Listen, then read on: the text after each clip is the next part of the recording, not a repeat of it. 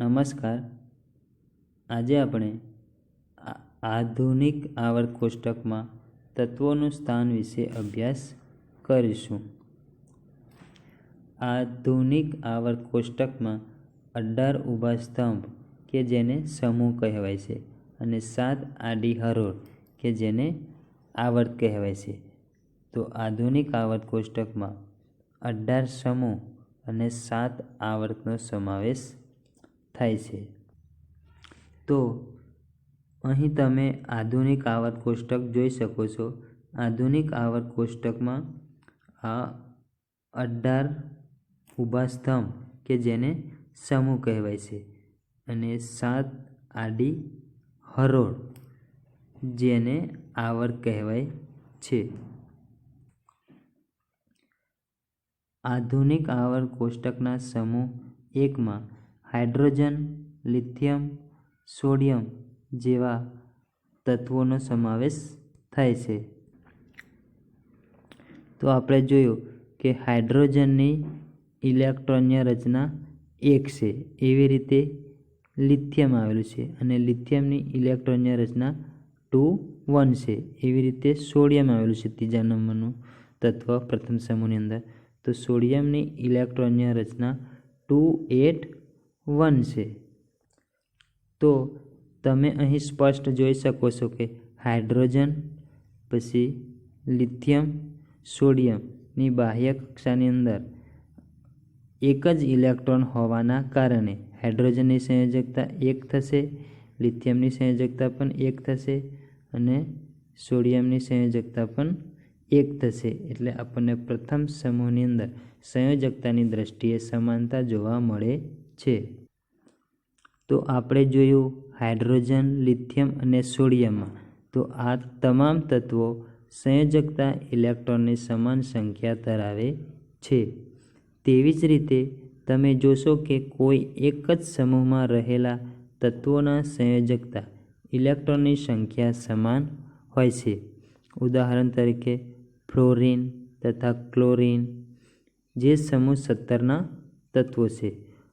Fluorine અને ક્લોરિનની બાહ્યતમ કક્ષામાં કેટલા ઇલેક્ટ્રોન છે એ આપણે એના પરમાણ્વીય ક્રમાંક પરથી નક્કી કરીશું.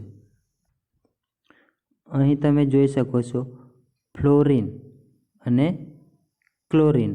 તો ફ્લોરિન અને ક્લોરિન આધુનિક આવર્ત કોષ્ટક સમૂહ 17ના તત્વો છે. ફ્લોરિનનો પરમાણ્વીય ક્રમાંક કેટલો છે? 9 છે અને ક્લોરિનનો પરમાણ્વીય ક્રમાંક 17 છે. તો ફ્લોરિનની વાત કરીએ તો ફ્લોરિનની ઇલેક્ટ્રોનની રચના 2 7 છે. એટલે પ્રથમ કક્ષાની અંદર 2 ઇલેક્ટ્રોનનો સમાવેશ થાય છે અને બીજી કક્ષાની અંદર 7 ઇલેક્ટ્રોનનો સમાવેશ થાય છે. પણ અષ્ટક પૂર્ણ કરવા માટે ફ્લોરિનને 1 ઇલેક્ટ્રોનની જરૂર છે. એના માટે ફ્લોરિનની સંયોજકતા કેટલી થશે? 1 થશે. એવી જ રીતે ક્લોરિનની વાત કરીએ. ક્લોરિનનો પરમાણ્વીય ક્રમાંક 17 છે અને ક્લોરિનની ઇલેક્ટ્રોનની રચના કેટલી છે? 2 8 7 છે. તો ક્લોરિનની પ્રથમ કક્ષાની અંદર 2 ઇલેક્ટ્રોનનો સમાવેશ થાય છે. ક્લોરિનની બીજી કક્ષાની અંદર 8 ઇલેક્ટ્રોનનો સમાવેશ થાય છે અને ક્લોરિનની ત્રીજી કક્ષાની અંદર 7 ઇલેક્ટ્રોનનો સમાવેશ થાય છે. પણ ક્લોરિનની એની બાહ્યતમ કક્ષા એટલે કે અષ્ટક પૂર્ણ કરવા માટે 1 ઇલેક્ટ્રોનની જરૂર પડે છે. એટલે ક્લોરિનની સંયોજકતા પણ 1 થશે. તો અહીં આપણે જોયું કે ફ્લોરિન અને ક્લોરિનની સંયોજકતા 1 છે. એટલે આપણને આની અંદર પણ સમાનતા જોવા મળે છે. તો એના પરથી આપણે કહી શકીએ કે ફ્લોરિન અને ક્લોરિન જે સમૂહ 17ના તત્વો છે તો એ સંયોજકતાની દ્રષ્ટિએ સમાનતા જોવા મળે છે સમૂહ 17ની અંદર, એવું આપણે કહી શકીએ. અને આધુનિક આવર્ત કોષ્ટકમાં પણ તમે સમૂહ 17ના તત્વો જોઈ શકો છો. સમૂહ 17ની અંદર ફ્લોરિન અને ક્લોરિન જેવા તત્વો આવેલા છે. તો આપણે અગાઉ જોયું તેમ ફ્લોરિન અને ક્લોરિનની સંયોજકતા 1 છે. તો સંયોજકતાની દ્રષ્ટિએ ફ્લોરિન અને ક્લોરિનમાં આપણને સમાનતા જોવા મળે છે.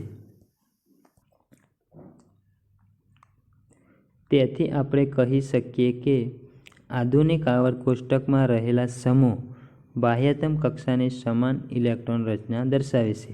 જ્યારે બીજી તરફ જો આપણે સમૂહમાં ઉપરથી નીચેની તરફ જઈએ તો કક્ષાની સંખ્યા વધતી જાય છે.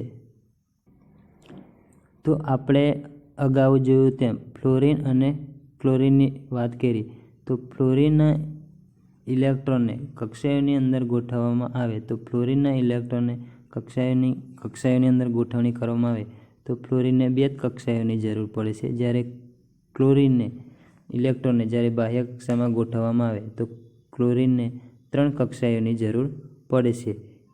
તો એના પરથી જ આપણે કહી શકીએ કે ઉપરથી નીચેની તરફ જઈએ તો કક્ષાની સંખ્યા પણ વધતી જાય છે.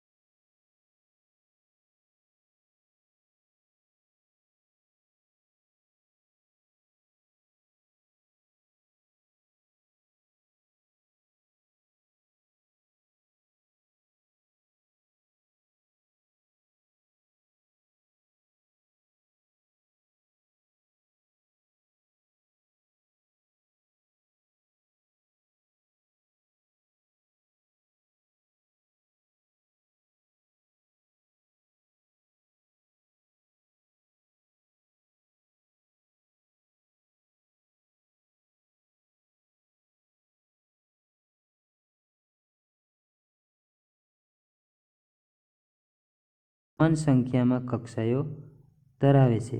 તમે તે પણ અવલોકન કરો છો કે આવર્તમાં ડાબેથી જમણી તરફ જતાં જો પરમાણ્વીય ક્રમાંકમાં 1 એકમનો વધારો થાય તો સંયોજકતા કક્ષાના ઇલેક્ટ્રોનમાં પણ 1 એકમનો વધારો થાય છે. તો બીજા આવર્તમાં તમે જોઈ શકો છો લિથિયમનો પરમાણ્વીય ક્રમાંક 3 છે, બેરિયમનો પરમાણ્વીય ક્રમાંક 4 છે, બોરોનનો પરમાણ્વીય ક્રમાંક 5 છે. એવી રીતે કાર્બનનો પરમાણ્વીય ક્રમાંક 6 છે, નાઇટ્રોજનનો પરમાણ્વીય ક્રમાંક 7 છે અને ઓક્સિજનનો પરમાણ્વીય ક્રમાંક 8 છે. ફ્લોરિનનો પરમાણ્વીય ક્રમાંક 9 છે, નિયનનો પરમાણ્વીય ક્રમાંક 10 છે.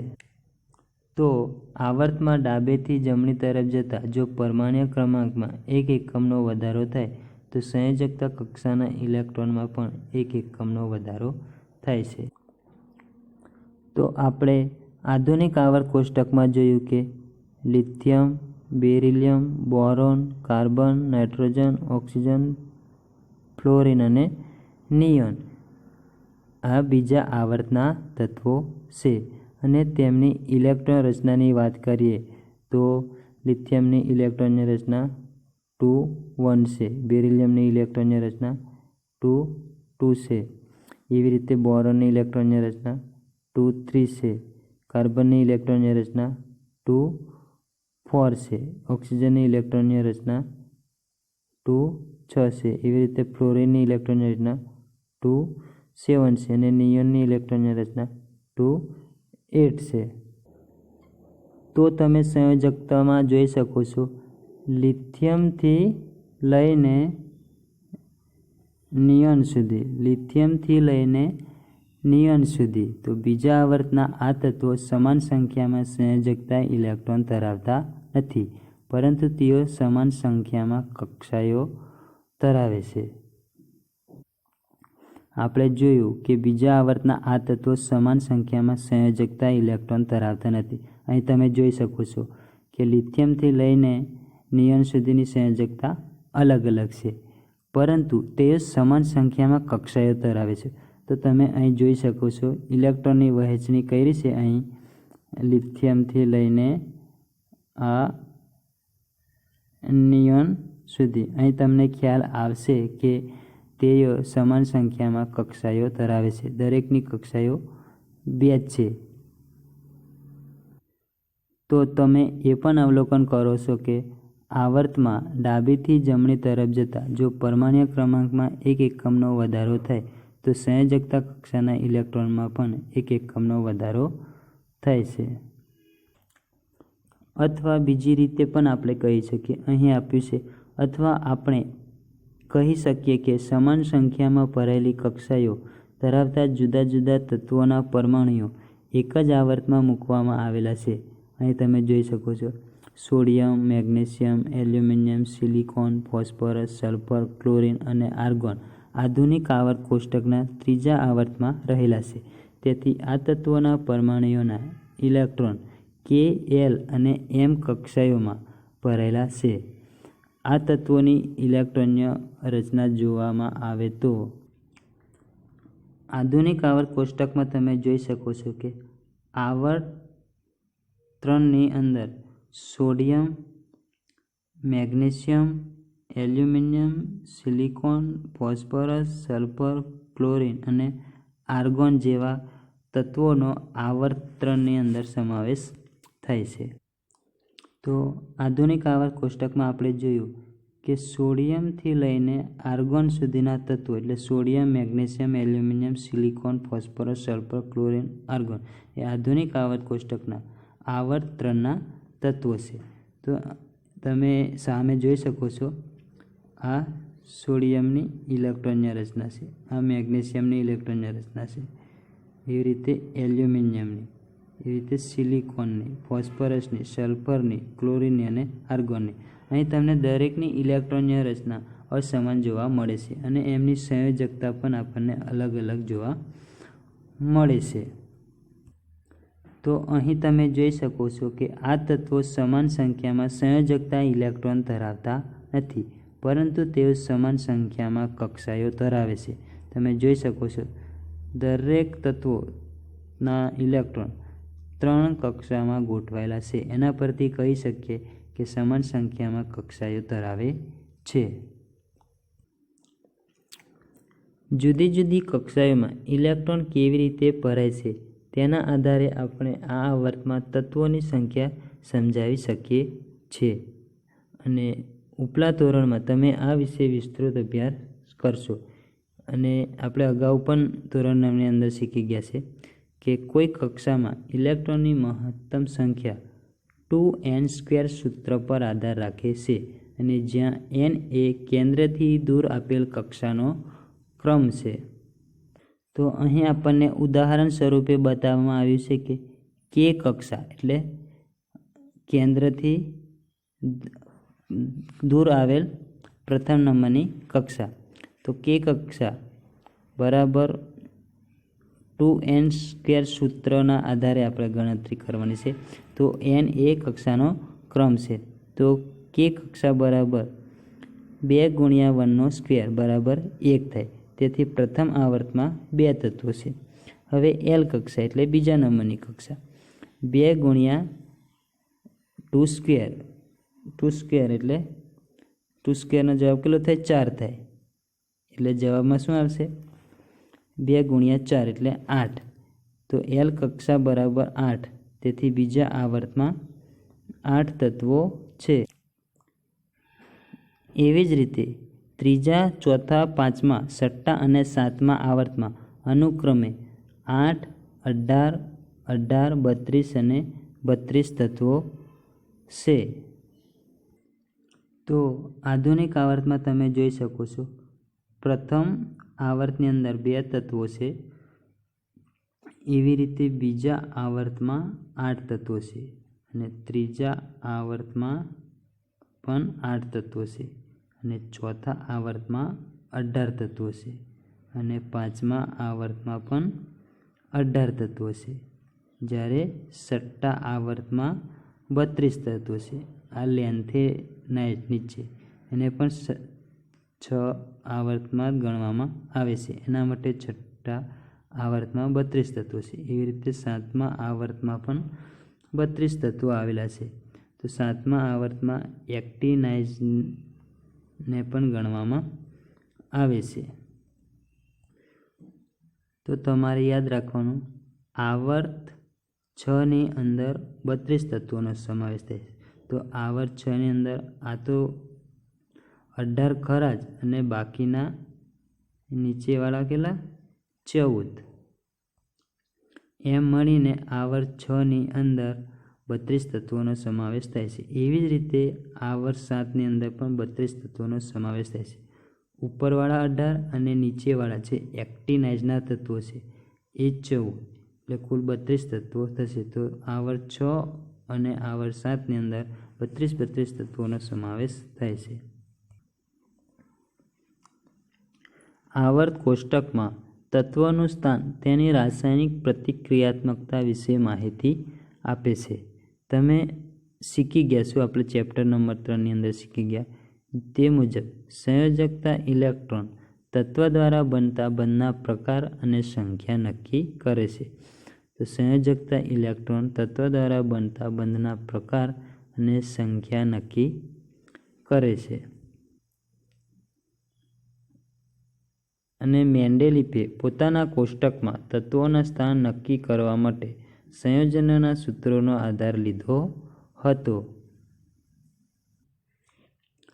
તો આપણો જે પ્રશ્ન હતો કે કોઈ સમૂહ અથવા આવર્તમાં કોઈ તત્વનું સ્થાન કેવી રીતે નક્કી કરવામાં આવે છે તે આપણે જોયું. તો આપણે જોયું કે કોઈ એક જ સમૂહમાં રહેલા તત્વોના સંયોજકતા ઇલેક્ટ્રોનની સંખ્યા સમાન હોય છે. ઉદાહરણ તરીકે ફ્લોરિન અને ક્લોરિન જે સમૂહ 17ના તત્વો છે એ આપણે જોઈ ગયા. એવી રીતે આપણે બીજા આવર્તમાં પણ જોઈ ગયા કે બીજા આવર્તના તત્વો સમાન સંખ્યામાં સંયોજકતા ઇલેક્ટ્રોન ધરાવતા નથી, પરંતુ તેઓ સમાન સંખ્યામાં કક્ષાઓ ધરાવે છે. અને આવર્તમાં ડાબેથી જમણી તરફ જતા જો પરમાણુ ક્રમાંકમાં 1 એકમનો વધારો થાય તો સંયોજકતા કક્ષાના ઇલેક્ટ્રોનમાં પણ 1 એકમનો વધારો થાય છે. આજનો વિડીયો આપણે અહીં પૂર્ણ કરીએ છીએ.